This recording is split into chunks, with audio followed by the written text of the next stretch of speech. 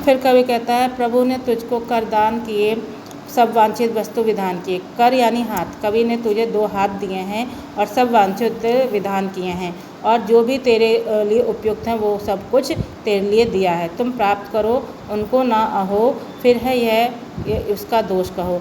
और तुम उनको प्राप्त, जो तुम्हें भगवान तुम्हारे किस्मत में है, तुम्हारे भाग्य में भगवान ने तुम्हें दिया है, उसके बाद भी तुम उन्हें प्राप्त नहीं करते हो और भगवान से कहते हो और भगवान पर दोष कहने लगते हो कि भगवान ने हमें कुछ नहीं दिया। तो ये दोष किसका है? ये दोष आपका स्वयं है, क्योंकि आप अपने लिए बस ये सोच के बैठ जाते हैं कि भगवान सब कुछ देगा। जब तक भगवान भी उन्हीं का सहारा बनते हैं जब आप खुद अपना सहारा बनाए, यानी खुद अपने लिए कर्तव्य करो, तब भगवान भी मदद करते हैं। समझो ना अलभ्य किसी धन को, नर हो ना निराश करो मन को। कवि कहता है कि जो भी धन है उसको ऐसा मत जो कि वो तुम्हें प्राप्त नहीं हो सकता।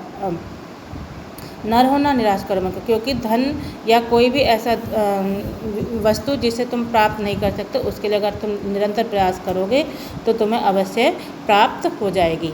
इसलिए मनुष्य को कर्तव्य करना चाहिए और कर्तव्य का फल अवश्य मिलता है। नर हो ना निराश करो मन को, मनुष्य हो इसलिए मन में निराशा को मत आने दो।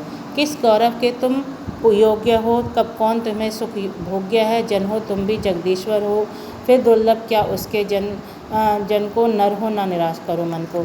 कवि कहता है कि किस गौरव के तुम योग्य हो, यानी किस सम्मान के तुम योग्य, तुम्हें कौन सा सम्मान मिलना चाहिए, कब कौन तुम्हें सुख भोग्य है, तुम्हें कब कौन सा सुख भोगना चाहिए। जन हो तुम भी जगदीश्वर हो, जगदीश्वर के, और तुम भी भगवान के जगदीश्वर हैं, तुम भी भगवान के ही मनुष्य हो, भगवान के ही संतान हो, फिर दुर्लभ क्या उनके जन को। फिर भगवान के मनुष्य को भगवान के बच्चे को कोई भी कार्य दुर्लभ कैसे हो सकता, कोई भी मार्ग दुर्लभ कैसे हो सकती जिसे वो प्राप्त ना कर सके। अगर भगवान ने हमें जीवन दिया है तो भगवान ही हमें रास्ता दिखाते हैं और बस हमें उस रास्ते पर चलना है। और भगवान ने हमें जीवन देकर भेजा है, कुछ करने के लिए भेजा है, तो वो हमें करने के राह अवश्य दिखाएगा, बस हमें वो राह खुद चुननी है।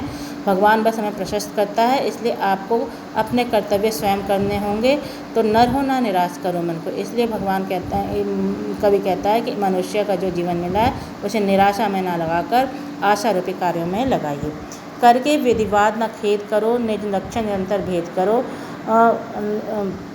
भाग्य पर भरोसा होना चाहिए और जो है इसके लिए दुख मत करो कि हमें भाग्य ने कुछ नहीं दिया या ज़्यादा दिया है, उसके लिए खुश मत हो।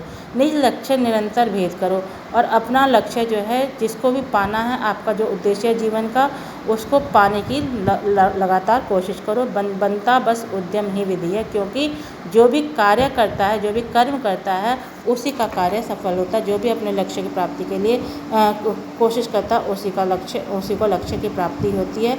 मिलती जिससे सुख की निधि, और जिससे सुख का धन प्राप्त होता है। समझो धिक निष्क्रिय जीवन को, नर हो ना निराश करो मन को। इसलिए अपने उस जीवन को पर धिक्कार करो जिसमें तुम कुछ नहीं करना चाहते, जिसमें कुछ कार्य ना हो।